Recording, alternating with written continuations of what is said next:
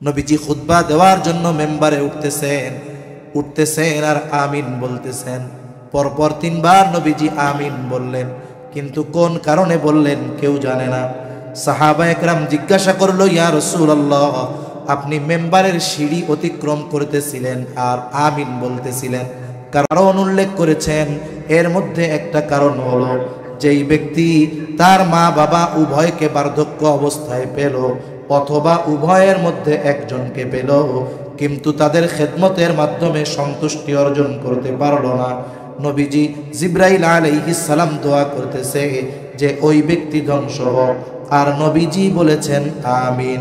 এখন বলেন তো, দোয়া করেছে রুহুল আমিন আর আমিন বলেছে রহমাতুল লিল আলামিন, এই দোয়া যে কবুল হয়েছে কোনো সন্দেহ আছে নাকি?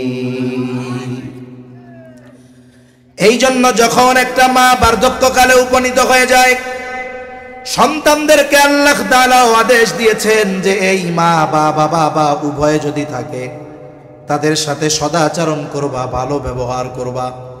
তাদের আচরণের দ্বারা যদি তুমি বিরক্ত হও, কষ্ট পাও, খবরদার বিরক্তি প্রকাশক সর্বনিম্ন শব্দ উফ এটাও জবান দিয়ে বাহির করবা না। তাদের সাথে খারাপ আচরণ করবা না। ফালা তাকুল্লাহুমা উফফি ওয়ালা তানহারহুমা, খবরদার তাদেরকে ধমকের সুরে তাদের সাথে কথা বলবা না। ওয়াকুল্লাহুমা কওলান কারীমা, তাদের সাথে আদবের সাথে উত্তম ভাবে কথা বলবা। চিন্তা করে দেখেন, আল্লাহ সুবহানাহু ওয়া তাআলা পিতা মাতার সাথে সদাচরণের কথা উল্লেখ করতে গিয়ে ইহসান শব্দটা ব্যবহার করেছেন। আল্লাহ তাআলা বলেন, ওয়া ক্বাদা রাব্বুকা আল্লা তা'বুদু ইল্লা ইয়্যাহু ওয়া বিল ওয়ালিদাইনি ইহসানা। আল্লাহ তাআলা পিতামাতার ব্যাপারে, তাদের সাথে আচরণের ব্যাপারে ইহসান শব্দ ব্যবহার করেছেন, ইনসাফ শব্দ ব্যবহার করেন নাই। ইনসাফ কি? বলে আপনি আমারে যতটুক দিয়েছেন, বোঝানোর জন্য বলি, আপনাকে আমি ততটুক ফেরত দিলাম। আর ইহসান কি? বলে আমারে যতটুক দিয়েছেন তার চাইতে বেশিটা আমি ফেরত দিলাম। পিতা মাতার সাথে ব্যবহার কেমন হবে?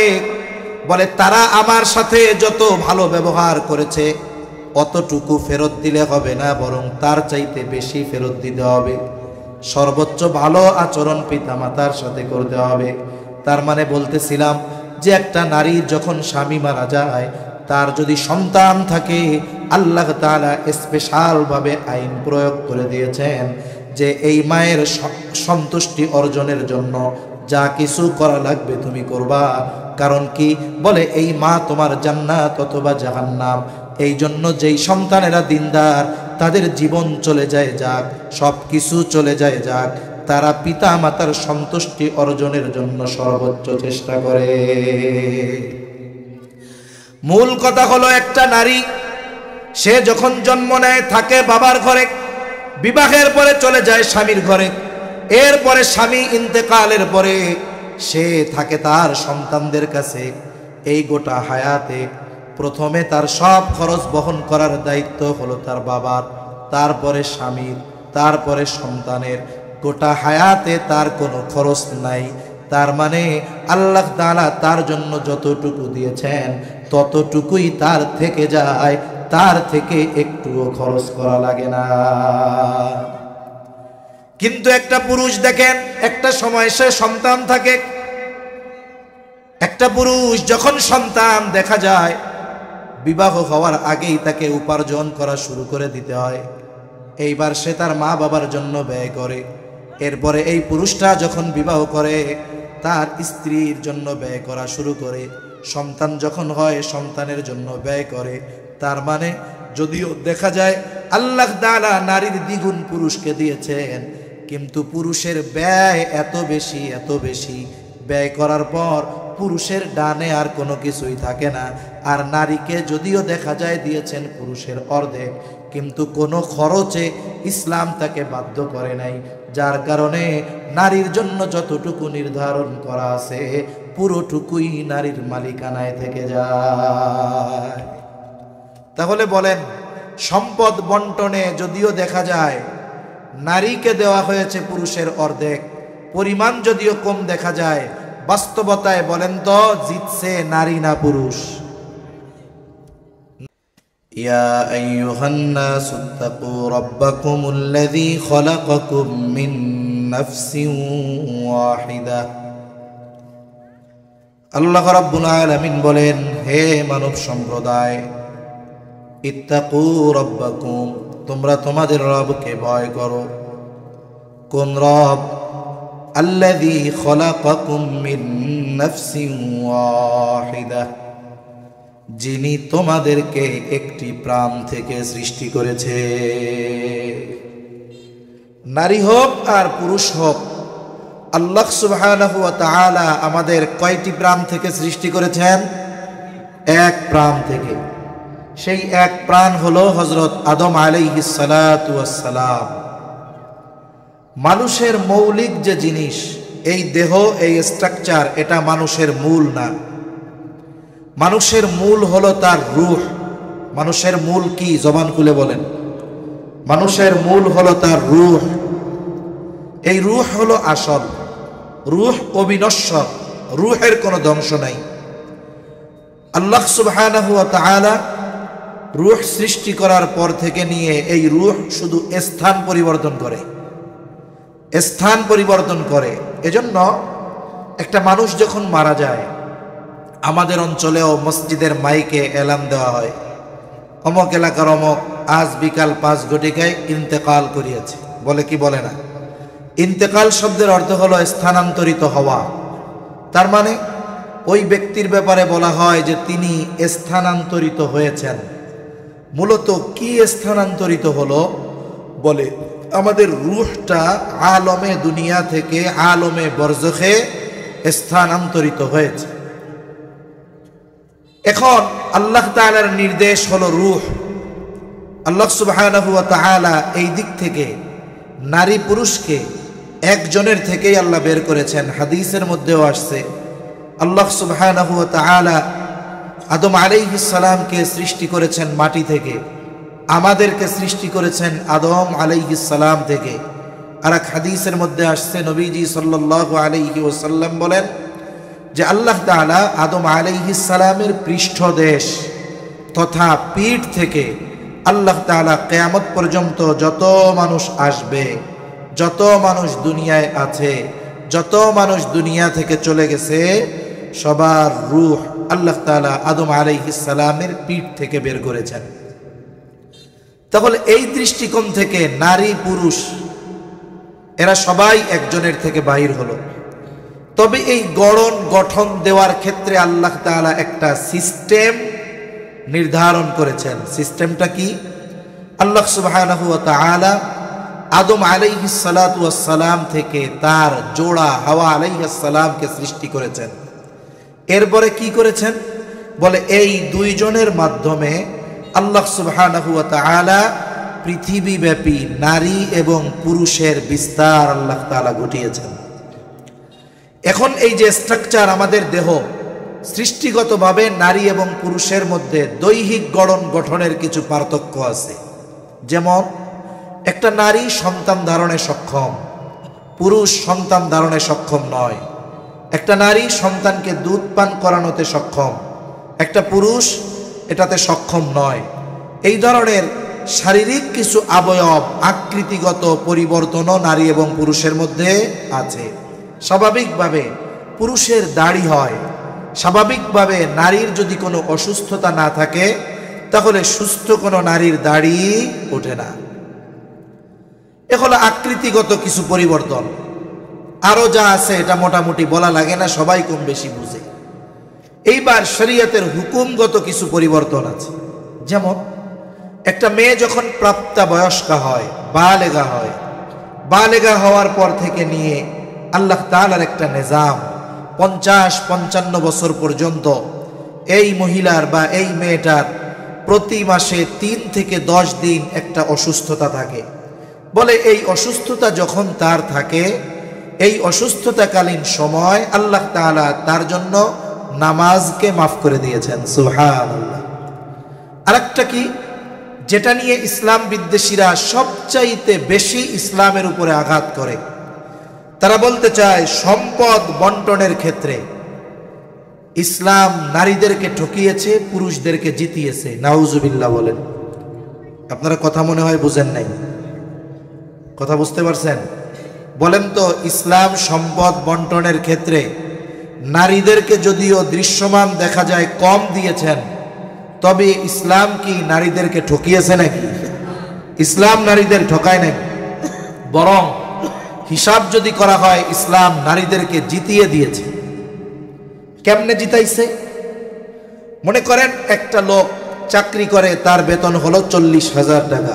কত টাকা? জবাব দিতে হবে। কত টাকা? 40,000 টাকা। আর একজন চাকরি করে, তার বেতন হলো 20,000 টাকা। বলেন তো 40,000 বেশি না 20,000 বেশি? 40,000 বেশি। কিন্তু যেই ব্যক্তি 40,000 টাকা বেতন পায়, মাস শেষে দেখা যায় তার খরচ এত বেশি যে মাস শেষে 40,000 শেষ হওয়ার পরে মাঝে মধ্যে আরো মানুষের কাছ থেকে কর্জ করা লাগে। আর যার 20,000 টাকা বেতন, আলহামদুলিল্লাহ 10,000 টাকায় তার মাস চলে যায়, মাস শেষে তার ডানে আরো 10,000 থাকে। বলেন তো বছর শেষে 40,000 বেতনওয়ালা লাভবান না 20,000 বেতনওয়ালা লাভবান? কেন? বলে উনি যদিও বেতন পায় বেশি, ওনার খরচও বেশি। 20,000 টাকাওয়ালা লাভবান কেন? বলে উনি বেতন যদিও কম পায়, যা পায় তার থেকে অর্ধেক খরচ, এই জন্য বাকি অর্ধেক ওনার পকেটে থেকে যায়। যারা এই কথা বলে ইসলাম নারীদেরকে ঠকিয়েছে, এরা মনে হয় ইসলাম পূর্বকালীন সময় নারীদের অবস্থা সম্পর্কে জানে না।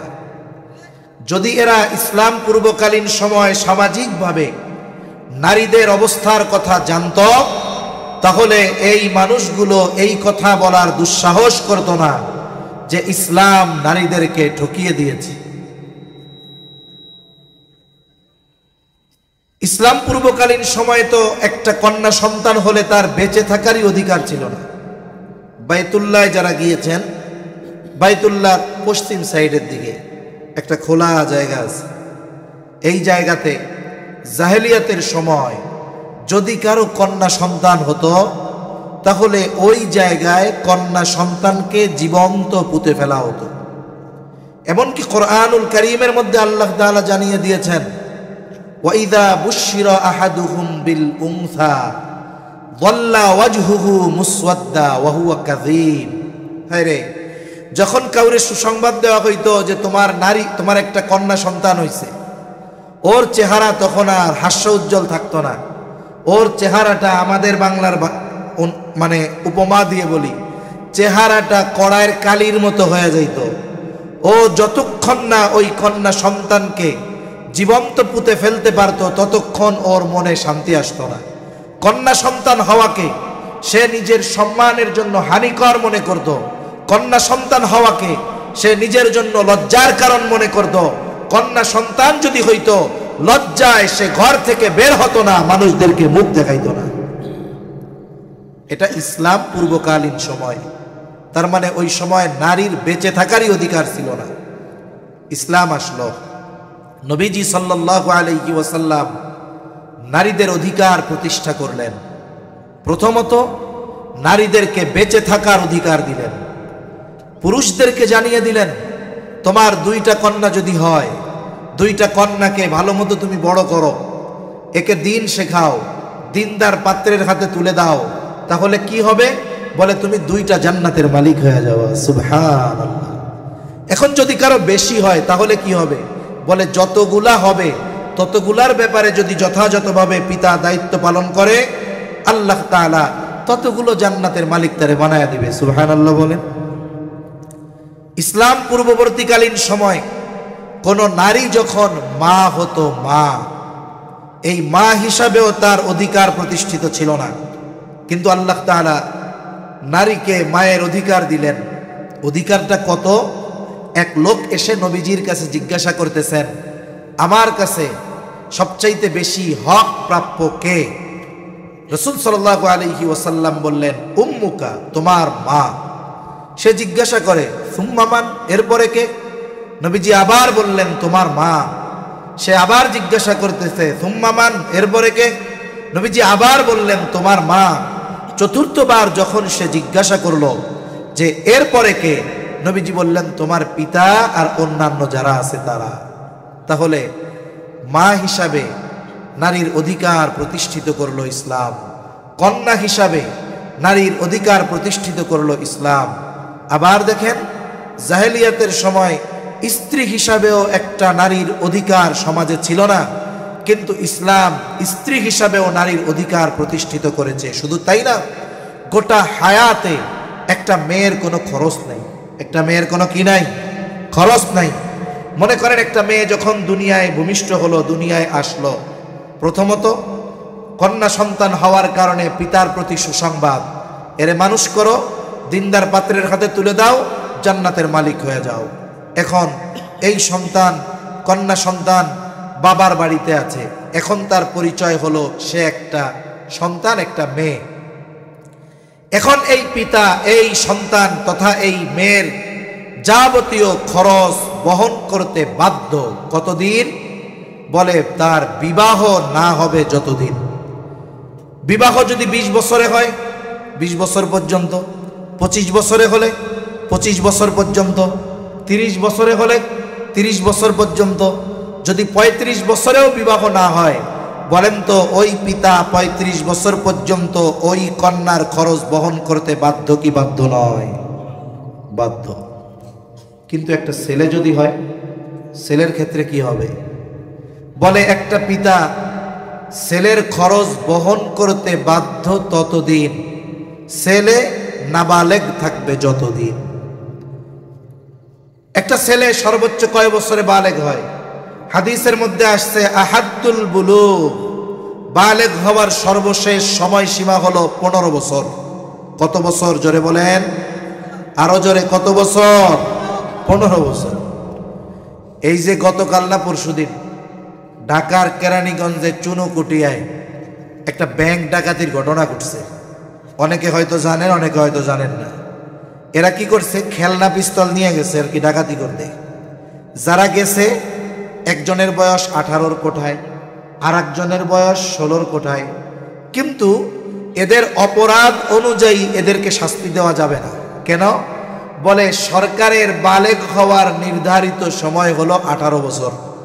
এখন এদেরকে ধরা হবে কিশোর, তার মানে এখন এদের এই অপরাধের যেই শাস্তি হওয়া দরকার সেই শাস্তি তাদের দেওয়া হবে না। কেন? বলে এরা এখনো বালেগ হয় নাই, প্রাপ্তবয়স্ক হয় নাই, এই কারণে। সরকার ঘোষিত সময় 18 বছর বালেগ হওয়ার হতে পারে, কিন্তু ও বিষয় একদিকে রাখেন, বালেগ কত বছরে হবে, কত দিনে হবে, এর কোনো নির্দিষ্ট সময় ইসলামও দেয় নাই, বরং চূড়ান্ত সীমা জানিয়েছে। সর্বশেষ সময়সীমা কত বছর? 15 বছর।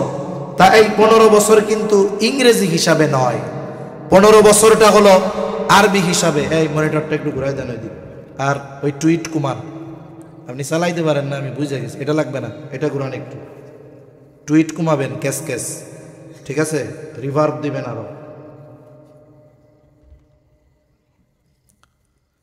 তাহলে বালেগ হওয়ার সর্বশেষ সময়সীমা আরবি হিসাবে 15 বছর। তাহলে আরবি হিসাবে যদি 15 বছর হয়, ইংরেজি হিসাবে যদি 15 বছর হয়, আরবি হিসাবে কত দিন হয়? প্রতি বছর হিসাবে 15 10 150, প্রায় 6 মাসের কাছাকাছি বাদ, 5 মাস বাদ। তাহলে ইংরেজি হিসাবে একটা ছেলের যখন 14 বছর 7 মাস হয়ে যাবে, একে আর নাবালক বলার মতো কোনো সুযোগ নাই। সে আরো আগেও বালেগ হইতে পারে, 14 বছরে হইতে পারে, 13.5 বছরে হইতে পারে, 13 বছরেও হয়ে যেতে পারে। এখন একটা ছেলে যখন বালেগ হয়ে যাবে, ধরেন তার 14 বছর বা 15 বছরই ধরলাম, এখন এই ছেলের 15 বছর হওয়ার পরে তার পিতা যদি তাকে বলে যে বাবা তুমি এখন তো বালেগ হয়ে গেছো, আজকে থেকে আমি তোমার কোনো খরচ দিতে পারবো না, তোমার প্রাইভেটের টাকা দিতে পারবো না, তোমার টিউশনির টাকা দিতে পারবো না, তুমি, আমি অসুস্থ, আমারে উপার্জন করে খাওয়াও, তোমার খরচ আমি দিতে পারবো না। বলেন তো ছেলে বালেগ হয়ে যাওয়ার পরে এই কথা বলার অধিকার পিতার আছে না নাই? আছে। কেন? সন্তান ছেলে বালেগ হয়ে যাওয়ার পরে তার খরচ বহন করতে পিতা বাধ্য নয়। কিন্তু মেয়ের ক্ষেত্রে বালেগ হলে কি বলবে যে তোমাকে আমি আর খাওয়াইতে পারবো না? এ কথা বলার অধিকার বাবার আছে? বিবাহ হইতেছে না, বাপ কি বলতে পারবে তোমার বিবাহ হয় না কেন, আমি তোমারে আর খাওয়াইতে পড়াইতে পারবো না? তার মানে দেখেন, বাবার ঘরে মেয়ের যতদিন না বিবাহ হবে ততদিন পর্যন্ত মেয়ের খরচ দিতে বাবা বাধ্য। আর ছেলের ব্যাপারে বাবা বাধ্য কতদিন? বলে ছেলে নাবালক থাকবে যতদিন। এখন বুঝে থাকলে বলেন, বাবার ঘরে ছেলে জিতলো না মেয়ে জিতলো? মেয়ে জিতে গেছে। এরপরে মেয়েটার জন্য একটা সম্বন্ধ আসছে, ছেলে দেখতে আসছে। ছেলে খুব স্মার্ট, উচ্চ শিক্ষিত, চেহারাও অনেক সুন্দর, সব কিছু ঠিক আছে। ছেলেও মেয়ে পছন্দ করেছে, মেয়েও ছেলেরে পছন্দ, মেয়ের বাড়ির সবার ছেলেকে পছন্দ। এখন বিবাহের আগে ছেলে একটা কথা বলতেছে যে দেখেন, আমারও আপনাদেরকে পছন্দ হয়েছে, আমাকেও আপনাদের পছন্দ হয়েছে, আমি এই বিবাহে রাজি, তবে একটা শর্ত আছে। কি শর্ত? যে আপনার মেয়েকে বা আপনাদের মেয়েকে আমি বিবাহ করব, শর্ত হলো তার যত খরচপত্র আছে, খাদ্য, বস্ত্র, চিকিৎসা, বাসস্থান, এই সমস্ত খরচ আপনাদের বহন করতে হবে। বলেন তো, এই প্রস্তাব যদি কোনো ছেলে কোনো মেয়ের বাবাকে দেয়, মেয়ে যদি কালো হয়, মেয়ে যদি খোড়াও হয়, মেয়ে যদি বোবাও হয়, বলেন তো ওই বাপ ওই সুদর্শন ছেলের সাথে মেয়ে বিবাহ দিবে? বরং এই প্রস্তাব যদি এই জায়গায় কেউ দেয়, আগে তারে ধরে পিটানি দিবে। ঠিক কিনা কর? যে বিবাহ করতে আসছো আর তুমি বিয়ে করবে আর খরচ চালামো আমি, বেটা ভাগ এখান থেকে। তার মানে একটা ছেলে তো এই বিবাহের ব্যাপারে কবুল বলে তখন, এর আগে ওই মেয়ের খাদ্য, বস্ত্র, চিকিৎসা, বাসস্থান সহ মৌলিক যত চাহিদা আছে সব কিছু পূরণ করার প্রতিশ্রুতিবদ্ধ হয়ে এরপরে সে কবুল বলতে পারে। ঠিক কিনা কর? এখন মেয়েটা কোথায় গেল? স্বামীর ঘরে। বলেন তো, স্বামীর ঘরে যাওয়ার পরে তার সব খরচ চালাতে বাধ্য কে? স্বামী। আল্লাহ না করুন কারো ব্যাপারে যদি এমনটা হয়ে যায় যে মেয়েটার বিবাহ হয়েছিল, মেয়েটা ওই বাড়িতে সংসার করতে পারে নাই। আমাদের সামাজিক কিছু রোগ আছে, নিম্ন মন মানসিকতা আছে আমাদের। যেমন কারো যদি বিবাহ বিচ্ছেদ হয়, কোনো মেয়ে যদি তালাক প্রাপ্ত হয়, একতরফাভাবে আমরা তালাকের জন্য ওই মেয়েটাকে দোষারোপ করতে থাকি। এটা ঠিক নয়। বিবাহ বিচ্ছেদ অনেক সময় মেয়ে নয়, অন্য কারণেও হতে পারে। যেমন আমাদের দেশে অনেক দিনদার বাবা আছে, মেয়েটাও দিনদার, বাপও দিনদার, কিন্তু বিবাহ দেওয়ার সময় যখন কোনো মালদারের পক্ষ থেকে প্রস্তাব আসে, দিনদার বাবা তখন আর দিন টোকায় না, তখন মাল টোকায়। কথা ভুল বললাম নাকি? আছে না এরকম অনেক বাবা?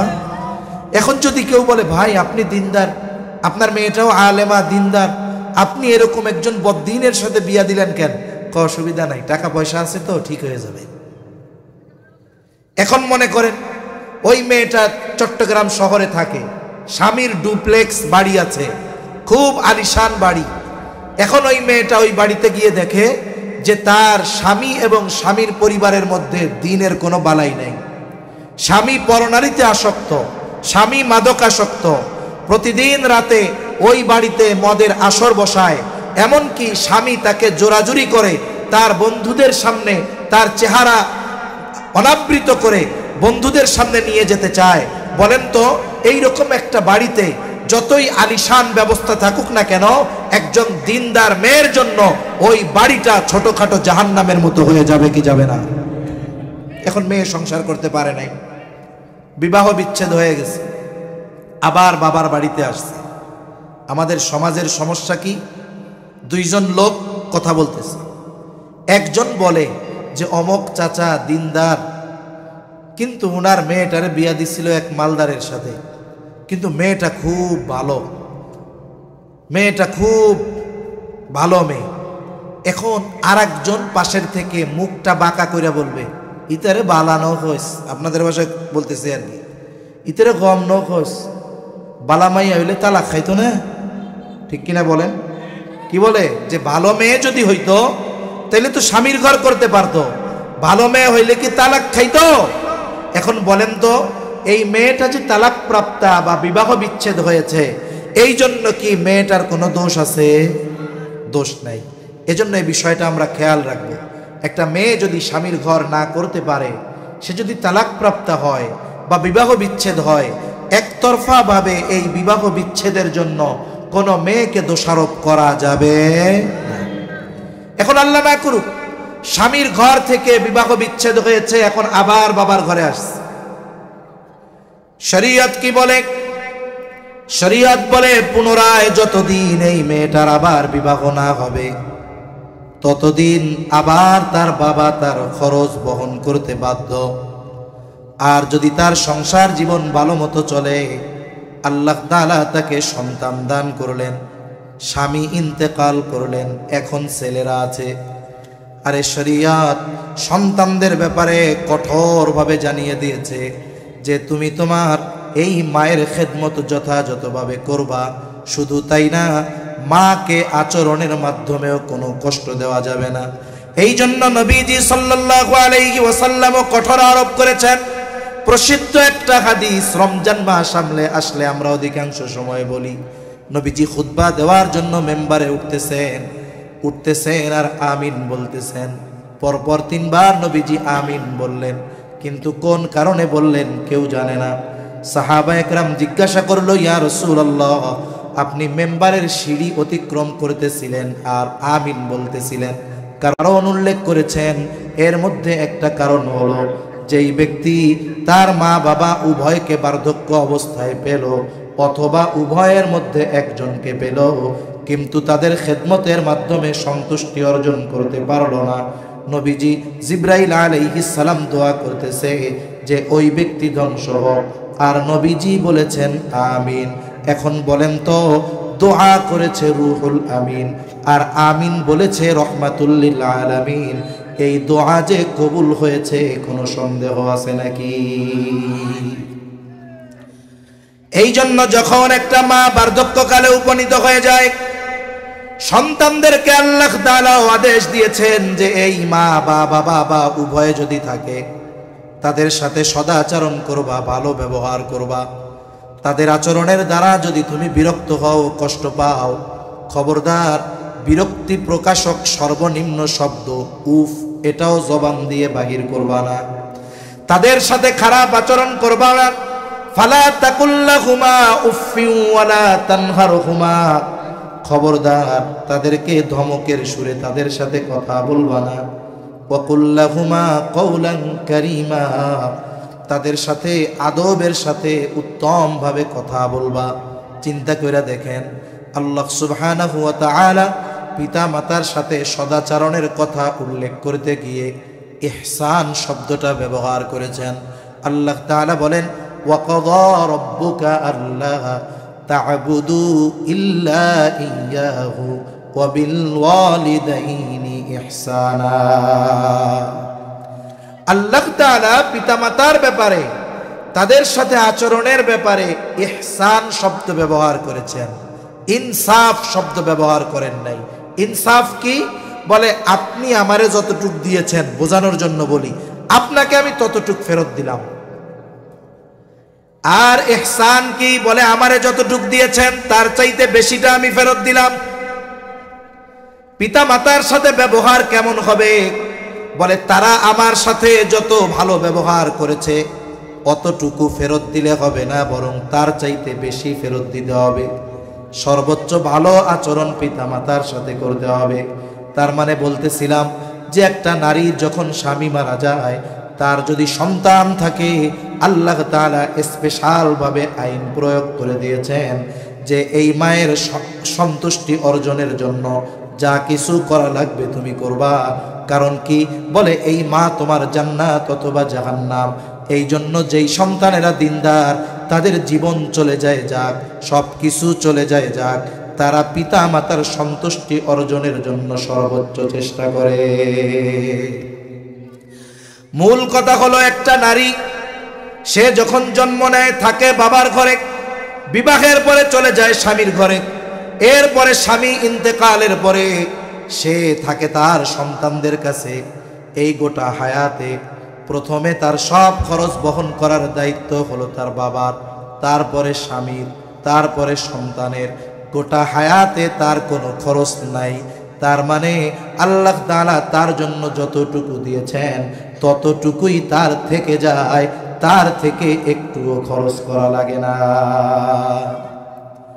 কিন্তু একটা পুরুষ দেখেন, একটা সময় সে সন্তান থাকে। একটা পুরুষ যখন সন্তান দেখা যায়, বিবাহ হওয়ার আগেই তাকে উপার্জন করা শুরু করে দিতে হয়। এইবার সে তার মা বাবার জন্য ব্যয় করে। এরপরে এই পুরুষটা যখন বিবাহ করে তার স্ত্রীর জন্য ব্যয় করা শুরু করে। সন্তান যখন হয় সন্তানের জন্য ব্যয় করে। তার মানে যদিও দেখা যায় আল্লাহ তাআলা নারীর দ্বিগুণ পুরুষকে দিয়েছেন, কিন্তু পুরুষের ব্যয় এত বেশি ব্যয় করার পর পুরুষের ডানে আর কোনো কিছুই থাকে না। আর নারীকে যদিও দেখা যায় দিয়েছেন পুরুষের অর্ধেক, কিন্তু কোনো খরচে ইসলাম তাকে বাধ্য করে নাই। যার কারণে নারীর জন্য যতটুকু নির্ধারণ করা আছে পুরোটুকুই নারীর মালিকানায় থেকে যায়। তাহলে বলেন, সম্পদ বন্টনে যদিও দেখা যায় নারীকে দেওয়া হয়েছে পুরুষের অর্ধেক, পরিমাণ যদিও কম দেখা যায়, বাস্তবতায় বলেন তো জিতছে নারী না পুরুষ? নারী জিতছে। কিন্তু ইবাদতের বিনিময়ের ক্ষেত্রে আল্লাহ তাআলা কোনো তারতম্য করেন নাই। বরং যদি হিসাব করা হয় নারীকে এখানেও আল্লাহ জিতিয়ে দিয়েছেন। বলে একটা পুরুষের সময় আছে, সুযোগ আছে, সে ইচ্ছা করলে নফল ইবাদত করতে পারে, তাহাজ্জুদ পড়তে পারে, মসজিদে অপেক্ষা করে আওয়াবিন ইশরাক করতে পারে। কিন্তু একটা নারী যখন বাসায় থাকে, তার যদি সন্তান থাকে, তার জন্য ফরজ নামাজ পড়াই অনেক সময় কষ্টকর হয়ে যায়। এই জন্য নফল ইবাদত সে করতে পারে না, নফল রোজা সে রাখতে পারে না। এই যে স্বামীর মা বাবার খেদমত করে, এই জন্য নফল ইবাদত করতে পারে না। স্বামীর জন্য রান্না করে, অন্যান্য আত্মীয় স্বজন আসলে সেবা করে, তাদের খেদমত করে। বলে এই নারী যদি এইগুলাকে বোঝা না মনে করে আল্লাহর সন্তুষ্টির জন্য এই কর্মগুলো করে, বুজুর্গানে দিন বলেন এই নারীর রান্না বান্না, কাপড় ধোয়া, তারপরে সন্তান লালন পালন, এই বিষয়গুলো তার আমল নামায় কবুল ইবাদত বলে গণ্য হয়ে যায়। আর পুরুষ নামাজ পড়ছে, রোজা রাখছে, কবুল হবে কি হবে না আল্লাহ জানে। কিন্তু সে যদি তার এই গৃহস্থলী কাজগুলো আল্লাহর সন্তুষ্টির জন্য করে, বলে এগুলাও তার আমল নামায় কবুল ইবাদত বলে যোগ হয়। হিসাবে এই জায়গাও নারী জয়ী, ঠিক কিনা গো? যাই হোক, আমার আয়াতের মূল আলোচনার দিকে যাই। আল্লাহ রাব্বুল আলামিন বলেন, মান আমিলা সালিহাম মিন যাকারিন আও উনসা ওয়া হুয়া মুমিন। আল্লাহ রাব্বুল আলামিন বলেন, মান আমিলা সালিহা, যে নেক আমল করে, মিন যাকারিন আও উনসা, নারী হোক অথবা পুরুষ, ওয়া হুয়া মুমিন, আর সে মুমিন।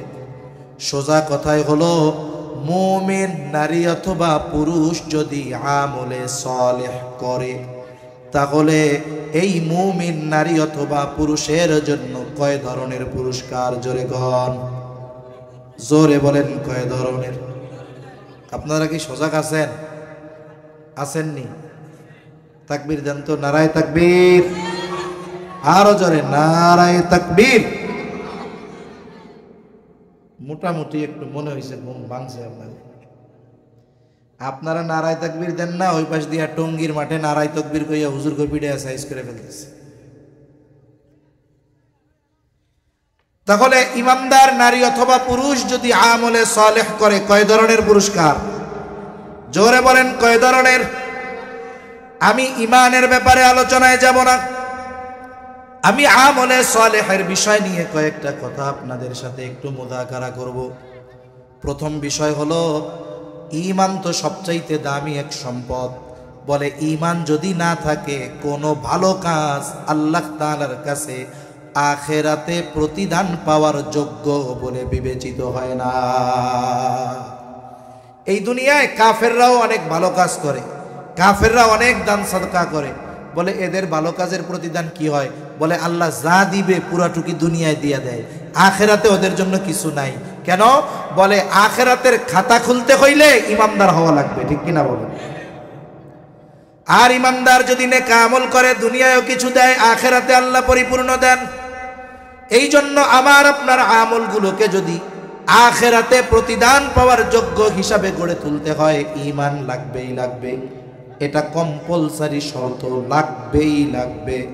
সাথে সাথে এই ঈমানটাকে আমরা শিরিক মুক্ত রাখবো, কারণ শিরিক মুক্ত ঈমান এটা যদি না থাকে, ঈমান যদি ত্রুটি বিচ্যুতি হয়, ঈমানের মধ্যে যদি ত্রুটি বিচ্যুতি থাকে, দেখা যাবে আমার আমলগুলো আল্লাহ তাআলার কাছে গ্রহণযোগ্য হবে না। এই জন্য আমাদের ঈমানকে ত্রুটি মুক্ত রাখার জন্য সর্বপ্রথম জরুরি যেই কাজটা, সেটা হলো সকল ধরনের শিরিক থেকে বেঁচে থাকা। এখন আপনি শিরিক থেকে বেঁচে আছেন, সম্ভবত তাফসীরে রুহুল মাআনির মধ্যে আসছে, কথা জেহেনে আসলো তাই বলি। কিয়ামতের দিন এক লোক আল্লাহর সামনে হাজির হবে, এর কোনো আমল নেই, একেবারে এ টু জেড কোনো আমল নেই। আল্লাহ সুবহানাহু ওয়া তাআলা শুধুমাত্র এই ব্যক্তির আমল কি? বলে ও কোনোদিন আল্লাহর সাথে শিরিক করে নাই। শুধুমাত্র এই কারণে আল্লাহ তাআলা কিয়ামতের দিন তারে মাফ করে দিবে। সুবহানাল্লাহ। আল্লাহ তাআলাও বলছে, ইন্নাল্লাহা লা ইয়াগফিরু আন ইউশরাকা বিহি ওয়া ইয়াগফিরু মা দুনা যালিকা লিমান ইয়াশা। হায়রে, কেউ যদি আল্লাহর সাথে শিরিক না করে, এই শিরিক ব্যতীত বাকি যত গুনাহ আছে আল্লাহ তাআলা যদি চান গুনাহগুলো মাফ করে দিবেন, কিন্তু শিরকের গুনাহ করে তওবা করে না, আল্লাহ তাআলা গুনাহগুলো ক্ষমা করবে না। এই জন্য আমার আপনার আমলটা যদি আসলেও কাজে লাগাতে হয়, আমাকে আপনাকে শিরিক মুক্ত ঈমানের অধিকারী হতে হবে। এখন ঈমানটা শিরিক মুক্ত, ঈমানটা খাঁটি। নবীজিও বলেন, আখলিস দীনাকা ইয়াকফিকাল আমালুল কলিল। নবীজি বলেন, তোমার ঈমান খাঁটি করো, অল্প আমল নাজাতের জন্য যথেষ্ট হয়ে যাবে। এখন ঈমান খাঁটি বলে নেক আমল করো। আল্লাহ তাআলা এই জায়গায় আমলে সালেহ বলেছেন, আমলে সালেহ সৎ কর্ম, নেক আমল। এখন বিষয় হলো, বুজুর্গানে দিন বলেন, একটা মানুষ নামাজ পড়লেই তার নামাজ আল্লাহর কাছে কবুল হয় না, তার মানে আমল করলেই সেটা সৎ আমল হয় না। বরং কিছু শর্তের আলোকে যদি মানুষ আমল করে, ওই আমল অল্প যদি হয়, ওই আমলগুলো যিনি কবুল করে নেন তিনি কে? এখন আমি আপনি আমার আপনার আমল যদি আল্লাহর কাছে কবুল করাতে চাই, এক নাম্বার যেই জিনিসটা লাগবে, বলে আমি আপনি যেই আমল করি না কেন, একমাত্র আল্লাহ তাআলাকে দেখানোর জন্য করতে হবে। দুনিয়ার মানুষকে দেখানোর জন্য যদি কেউ আমল করে, ওই আমল নাজাতের কারণ তো হবেই না, বরং পরকালে শাস্তির কারণ হয়ে দাঁড়াবে। প্রসিদ্ধ হাদিস আমরা সকলেই জানি, নবীজি জানায়া দিয়েছেন, আবু হুরায়রা রাদিয়াল্লাহু তাআলা আনহু থেকে বর্ণিত, কিয়ামতের দিন সর্বপ্রথম একজন শহীদের বিচার করা হবে। রক্তাক্ত অবস্থায় আল্লাহর সামনে হাজির, জিজ্ঞাসা করবে এই অবস্থা কেন? লোকটা বলবে, আল্লাহ আপনার দ্বীন আপনার জমিনে প্রতিষ্ঠা করার জন্য কাফেরদের বিরুদ্ধে লড়াই করে আমি আমার জীবনটা দিয়ে দিয়েছি। আল্লাহ তাআলা বলবেন, তুমি যে জিহাদ করেছো কেন করেছো? লোকটা বলবে, আল্লাহ আপনার সন্তুষ্টির জন্য করেছি। আল্লাহ তাআলা বান্দার মনের খবর জানে। আল্লাহ তাআলা বলবে, বান্দা তুমি মিথ্যা বলতেছো, আমি জানি তুমি জিহাদ করেছো যাতে করে দুনিয়ার মানুষ তোমার বীরত্বের প্রশংসা করে, তোমাকে বীর বলে, বাহাদুর বলে। বান্দা যে উদ্দেশ্যে জিহাদ করেছো, দুনিয়ায় তুমি তা পেয়ে গেছো, সুতরাং আজকে আমি আল্লাহর তরফ থেকে তোমার জন্য কিছু নাই, তুমি চলে যাও, তোমার ঠিকানা হলো চিরস্থায়ী জাহান্নাম। দুই নম্বরে আল্লাহ তাআলা একজন দানবীরকে ডাকবে। আল্লাহ তাআলা জিজ্ঞাসা করবে, আমি তোমারে সম্পদ দিয়েছিলাম, কি করছো? লোকটা বলবে, আল্লাহ আপনার দেওয়া সম্পদ আমি দান সাদকা করেছি। কেন করেছো? লোকটা বলবে, আল্লাহ আপনার সন্তুষ্টির জন্য করেছি। আল্লাহ তাআলা বলবে, বান্দা তুমি মিথ্যা বলতেছো, আমি আল্লাহ তোমার অন্তরের খবর জানি। তুমি দান করেছো যাতে করে দুনিয়ার মানুষ তোমাকে দানবীর বলে, দুনিয়ার মানুষ যেন তোমার দানের প্রশংসা করে। এই দুনিয়ায় অনেক মানুষ আছে প্রশংসা পাওয়ার জন্য দান করে, আছে না নাই? আমাদের ঢাকার পাশে একটা জেলা, এক মাদ্রাসার মুহতামিম বলতেছে, বলে হুজুর দুঃখের কথা কি বলবো, এক আল্লাহর বান্দা মোটা অঙ্কের একটা অ্যামাউন্ট পাঠাইছে মাদ্রাসার জন্য, বড় প্রোগ্রাম, দেশের শীর্ষস্থানীয় উলামা একরাম আমার মাহফিলে আসে, হাজার হাজার মানুষের উপস্থিতি। উনি আমারে চিরিকুটের মধ্যে লেখা দিছে, এই টাকাটা মাদ্রাসায় দিলাম, কিন্তু আপনি প্রধান বক্তা যখন বয়ান শুরু করবে তার আগে নামটা ঘোষণা দিয়া কইয়া দিয়েন। এখন হুজুরের ব্যস্ততায় আর বলতে মনে নাই। এইবার মাদ্রাসার রিসিট কাইটা ওনারে রিসিট দিয়া দিছে, এই যে রিসিট। উনি কয় রিসিট লাগবে না, আমার টাকা ফেরত দেন। বলে কেন? বলে আপনারে কইছিলাম প্রধান বক্তার আগে আপনি নামটা ঘোষণা দিয়া দিবেন, দেন নাই কেন? এই জন্য আমার টাকা ফেরত দিয়ে দেন। এইরকম আল্লাহর বান্দাও দুনিয়ায় আছে। 2 বছর আগে যশোর এলাকায়, যশোর বলে একজন দাঁড়াইছে মেম্বারিতে, দেখবেন যখন কেউ নির্বাচন করবে এই সময় খুব দান সাদকা করে বেশি, ঠিক কিনা বলে? মসজিদে মসজিদে ঘুরে বেশি, মাদ্রাসায় যায় বেশি। কারণ এদেশের মানুষ যারা ক্ষমতায় আসে ওরা ইসলামের বিরোধিতা করলেও নির্বাচনের সময় ঠিকই চিন্তা করে। ইনু মেনন এরাও নির্বাচনের সময় টুপি লাগাইয়া সালাম আলাইকুম দিত আর কি, ঠিক কিনা কন? ওরা তো আর শুদ্ধভাবে সালাম দেয় না, কি কইতো? সালাম আলাইকুম।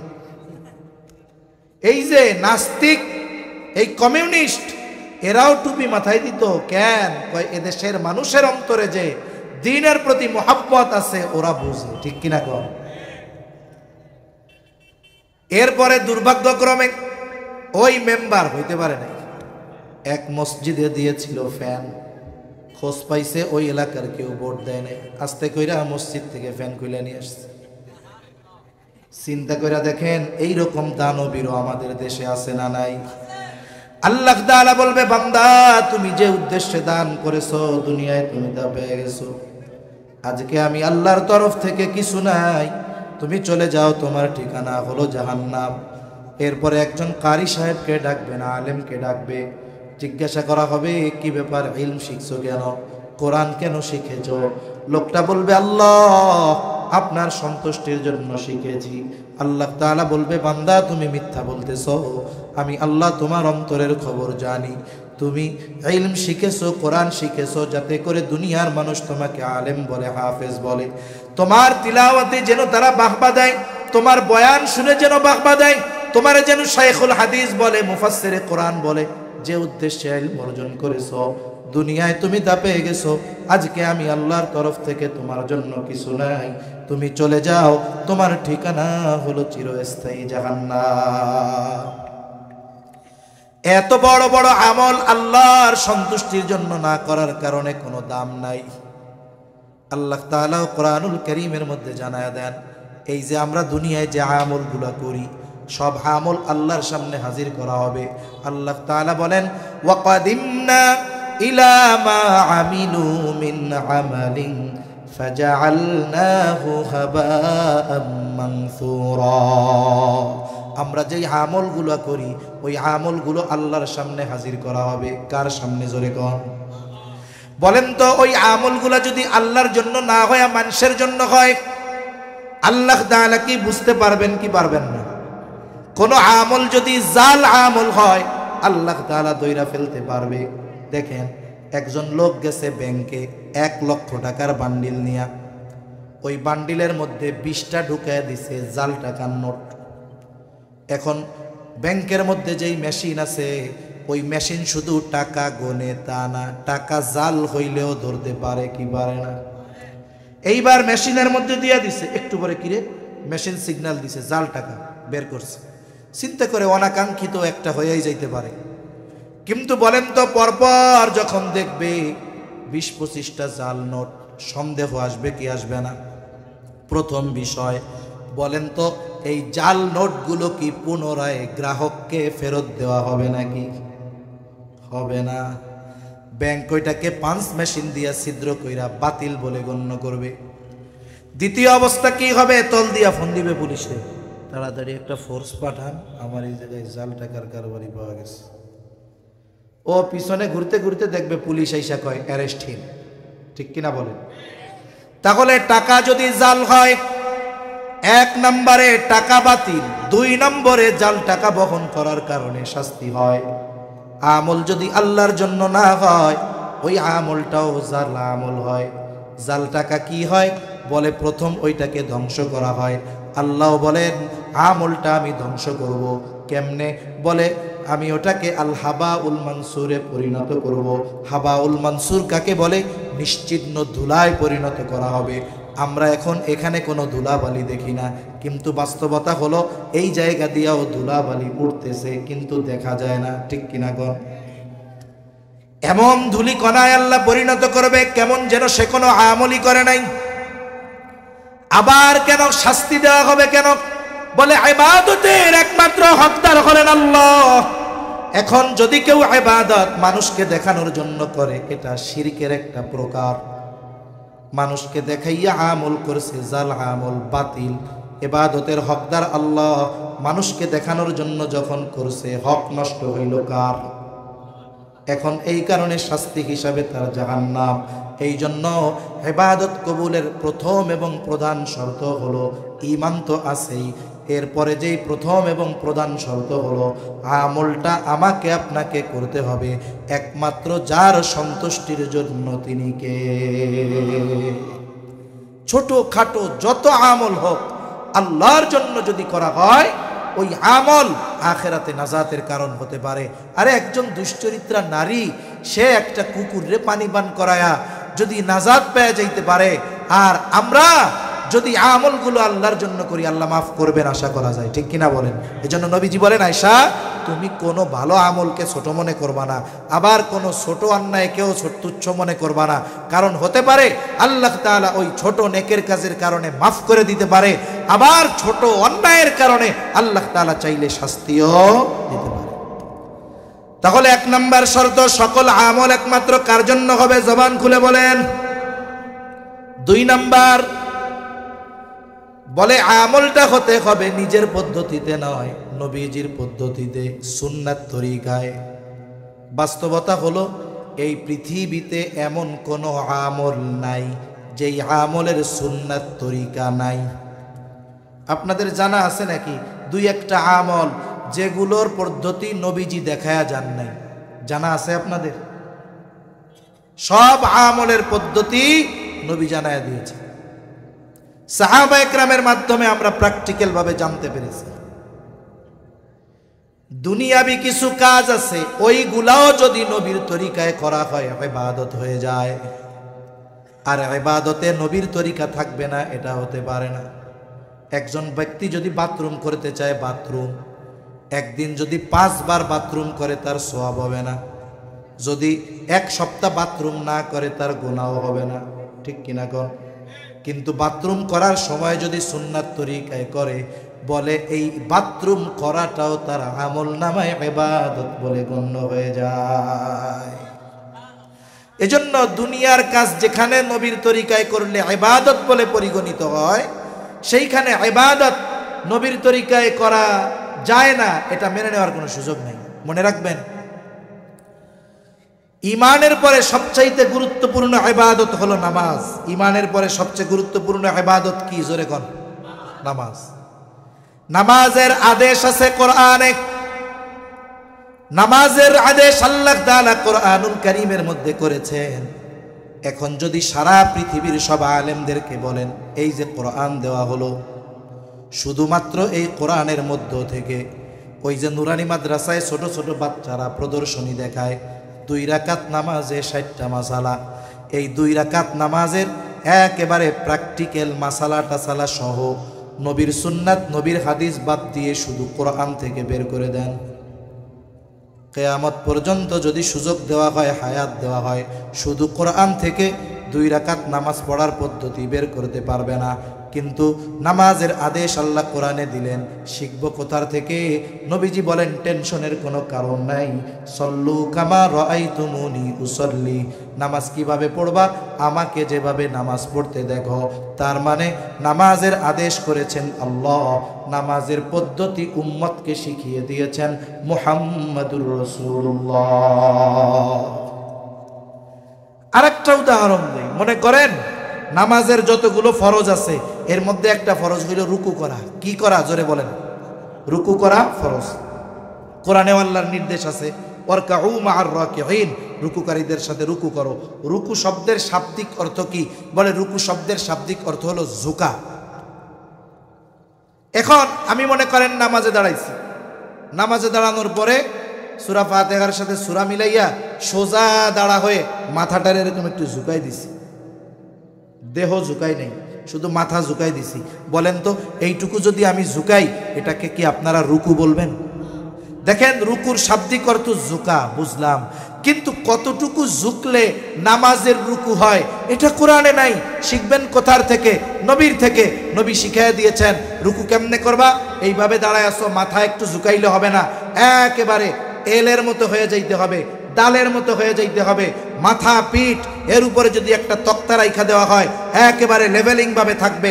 এই রকম যখন তুমি বাঁকা হবা, ঝুঁকবা, কয় এটারে কয় হলো নামাজের রুকু। ঠিক কিনা বলেন? শিখলাম কার থেকে? নবীর থেকে। জোরে বলেন কার থেকে? এজন্য প্রত্যেকটা ইবাদত নবীর তরিকায় হতে হবে। 3 নাম্বার বিষয় বলে যেই ইবাদত করবে সেই ইবাদতের মাসলা মাসাইল গুলো জানবে।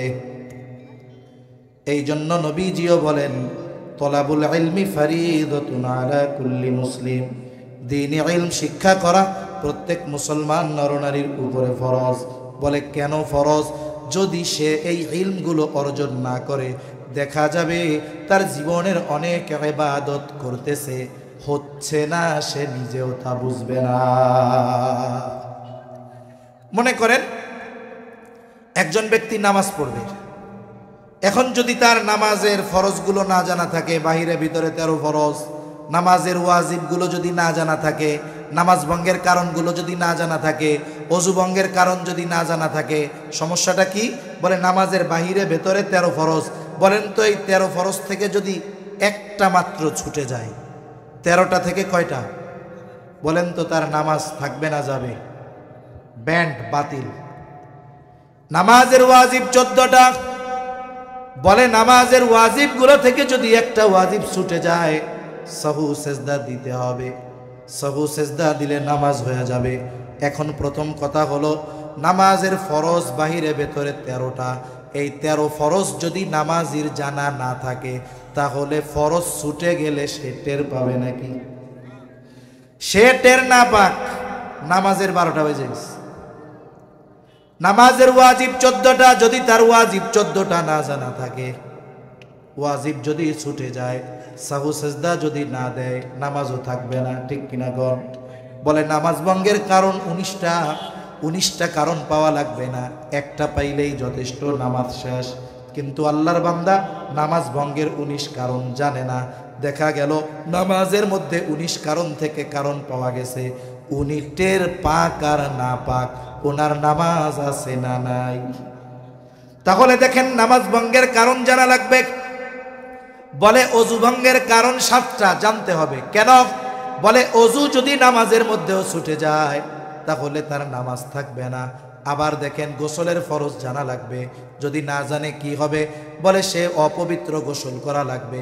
গোসলের ফরজগুলো আদায় হলো না, গোসল হলো না, পবিত্রতা হলো না।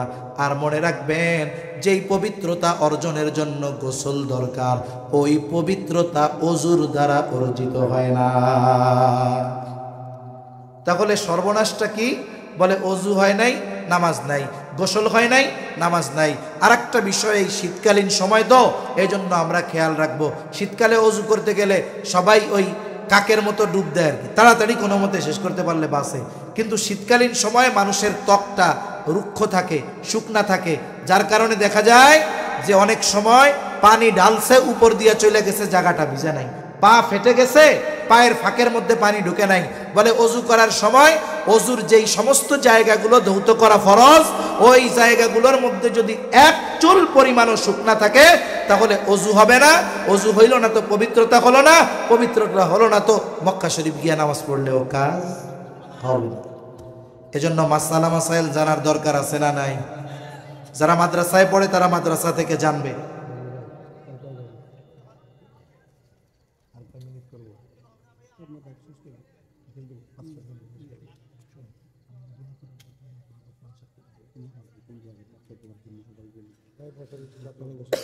তারপরে দেখেন মাসলা মাসাইল শিখতে হবে কি হবে না? শিখবেন কোথায়? বলে একদল তো মাদ্রাসায় শিখে।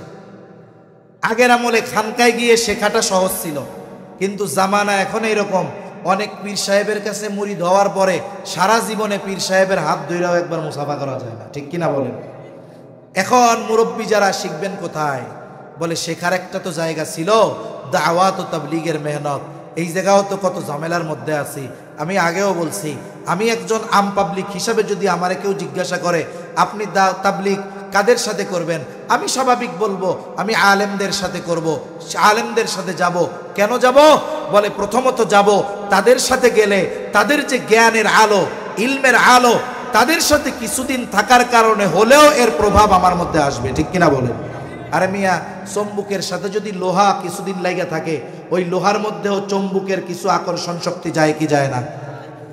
আর এখনকার যে পরিস্থিতি, আমি আর লম্বা কথায় গেলাম না, এদের সাথে কেন যাওয়া দরকার এখন আর ওয়াজ করা লাগবে না, মানুষ এখন এমনিই বুঝতেছে, ঠিক কিনা বলেন? এখন আর এতাআতি নাই। এক গ্রুপ হইল সন্ত্রাসী, আর এক গ্রুপ হইল আলমী শুরা, উলামা ইকরামের তত্ত্বাবধানে যেটা পরিচালিত হয়। এজন্য আমরা এই দেশে দাওয়াত ও তাবলীগের কাজ চলবে, এটা বন্ধ করার ক্ষমতা কারো নাই। তবে এই দাওয়াত ও তাবলীগের মেহনত উলামা ইকরামের তত্ত্বাবধানে চলবে ইনশাআল্লাহ। কেন চলবে? বলে এই দেশে তাবলীগের মেহনত উলামা ইকরামের মাধ্যমে এসেছে। এদেশে তাবলীগ শুরু হয়েছে কার দ্বারা? বলে সদর সাহেব হুজুর শামসুল হক ফরিদপুরি রহমাতুল্লাহ আলাই, ওনার মাধ্যমে শুরু হয়েছে কাজ। কহরডাঙ্গায় ওইখানে আমির বানাইছেন আব্দুল আজিজ রহমাতুল্লাহ আলাইহিকে। এরপরে প্রথম মার্কাজ হলো বাগেরহাটের মোল্লাহাট থানার উদয়পুর মাদ্রাসা। আরে বলে যেই কাজ পৃথিবীব্যাপী বিস্তৃত, ওই কাজের মার্কাজ যদি কোনো দেশে একটা প্রত্যন্ত অঞ্চলে হয় না। বলে এদেশের কাজ এমন এক জায়গায় মার্কাজ হতে হবে যেখান থেকে চতুর্দিকে আলো ছড়াবে। যেমন দেখেন, ফ্যাক্টরি হইল চট্টগ্রাম, হেড অফিস হইল ঢাকা, ঠিক কিনা বলেন? ফ্যাক্টরি কই? Chattogram, head office Dhaka. বলে কেন? বলে এইখানে হেড অফিসটা হইলে গোটা দেশে আমার ব্যবসা পরিচালনা করা সহজ হবে। তাহলে মার্কাজ যদি কেন্দ্রবিন্দু ঢাকায় হয়, দাওয়াতের কাজ করা সহজ হবে। এরপরে পরামর্শ করে বাংলাদেশে সর্বপ্রথম 1966 সালে ওই যে কাকরাইল, ওই জায়গায় প্রথম ইজতেমা হয়। এরপরে ওইখানে ওই যে মার্কাজ হলো। তাহলে দেখেন, লম্বা ইতিহাস বলার সময় নাই, মূল কথা হলো এই দেশে দাওয়াত ও তাবলীগের মেহনত শুরু হয়েছে উলামা ইকরামের হাত ধরে। এখন যখন আমরা কিছুদিন সুযোগ দিয়েছি, এই সুযোগের অপব্যবহার করে দাওয়াত ও তাবলীগের মধ্যে কিছু অসাধু লোক ঢুকে নিজেদের মন গড়া ব্যাখ্যা আর উল্টাপাল্টা যখন করছে, উলামা ইকরাম চিন্তা করছে এইবার আর ওই ঘুড়ির নাটাই ওদের হাতে দেওয়া যাবে না, আবার আমাদের হাতে আনতে হবে। সঠিকভাবে মানুষকে দ্বীনের কথা বলে দ্বীনের পথে পরিচালনা করার ব্যবস্থা নিতে হবে, ঠিক কিনা বলেন? কেন নিতে হবে? বোঝা গেছে যে ওরা কেমন করে ঘুমন্ত মানুষদের উপরে আক্রমণ করে নির্বিচারে হত্যা করেছে। এরপরে 4 নম্বর বিষয়, যদি ইবাদত কবুল আল্লাহর কাছে করাতে হয়, অবশ্যই অবশ্যই উপার্জন এবং খাবারটা হালাল হতে হবে। এই দুইটা যখন হালাল, তখন এই 4 শর্ত পূরণ। বুজুর্গানে দিন বলেন, এই 4 শর্ত ঠিক রেখে ঈমান ঠিক, এই 4 শর্ত ঠিক। এখন যারা আমল করবে তাদের আমল যিনি কবুল করে নেবেন তিনি কে? আল্লাহ তাআলা বলেন, ইমানদার নারী অথবা পুরুষ যখন আমলে সালেহ করবে, পুরস্কার 2 ধরনের। প্রথম ধরনের পুরস্কার হলো দুনিয়ায়। আল্লাহ তাআলা বলেন দুনিয়ায় কি পুরস্কার? ফালানুহিয়ান্নাহু হায়াতান তাইয়্যিবা। এই দুনিয়ায় কি দিবে? বলে তাদেরকে হায়াতে তাইয়্যিবা দেওয়া হবে, পবিত্র জিন্দেগি দেওয়া হবে। আমরা অনেক সময় দোয়ার মধ্যে বলি, আল্লাহ অমুকরে আপনি হায়াতে তাইয়্যিবা দান করেন। লম্বা ব্যাখ্যা করার মতো সুযোগ নাই। মুফাসসিরিনে কেরাম বলেন, হায়াতে তাইয়্যিবা হলো পুত পবিত্র এক জীবন, পাপ মুক্ত এক জীবন, অমুখাপেক্ষী এক জীবন, বলে স্বল্পে তুষ্টের এক জীবন। শুধু তাই না, বলে আল্লাহ তাআলা এই ব্যক্তি হায়াতে তৈয়বার আর এক ব্যাখ্যা, বলে ইবাদতে মজা। এখন বলেন তো, একটা মানুষ যদি দুনিয়ার বুকে অমুখাপেক্ষী থাকা লাগে, মানুষের কাছ থেকে স্বল্পে তুষ্টের জ্ঞান যদি এটা অর্জন করতে পারে, সাথে সাথে ইবাদতের মজা যদি পায়, যদি পবিত্র পঙ্কিলতা পাপ মুক্ত এক জিন্দেগি পায়, এর চাইতে দুনিয়ায় তার উত্তম আর কিছু হতে পারে নাকি? তাহলে দুনিয়ায় আল্লাহ তাআলা এটা দিবে, আখিরাতে কি দিবে? বলে ওয়ালা নাজজিয়ান্নাহুম আজরাহুম বিআহসানি মা কানু ইয়ামালুন। বাস্তবতা হলো দুনিয়ায় আমরা যে আমল করি, আল্লাহর কসম এই আমলের দ্বারা জান্নাত পাওয়ার উপায় নাই। আল্লাহ তাআলা বলেন, বান্দারে এই দুই শর্তগুলা ঠিক রেখে তুমি যখন দুনিয়ায় কোনো নেক আমল করবা, আমি তোমার এই নেক আমলের তুলনায় অনেক অনেক উত্তম প্রতিদান তোমাকে আখিরাতে দান করব। এজন্য আমরা যদি ঈমান ঠিক রেখে নেক আমল করি, নারী অথবা পুরুষ, ওই 4 শর্ত ঠিক রেখে দুনিয়ায়ও সফল, আখিরাতেও সফল। আল্লাহ সুবহানাহু ওয়া তাআলা আমাদের সবাইকে কথাগুলো বুঝবার, আমলের কথাগুলো আমল করবার তৌফিক দান করেন। সকলে বলি আমিন। ওয়া আখিরু দাওয়ানা আনিল হামদুলিল্লাহি রাব্বিল আলামিন। আসসালামু আলাইকুম ওয়া রাহমাতুল্লাহি ওয়া বারাকাতুহু।